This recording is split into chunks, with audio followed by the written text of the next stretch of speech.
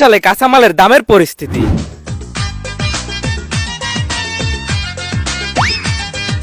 ঝুড়ি ভর্তি সরাই দাও। এক ঝুড়ি? হ্যাঁ, এক ঝুড়ি। বাবু, আমি ঝুড়ি ভর্তি ছাড়া বাজার করি না, আগেও করিনি, এখনো করতেছি না, ভবিষ্যতেও করবো না। এক ঝুড়ি বাজার দাও। আচ্ছা সাহেব, দিচ্ছি।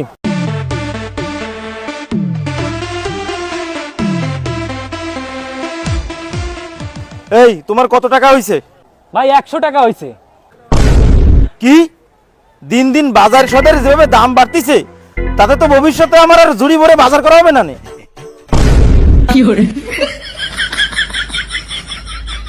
বুঝতেছি।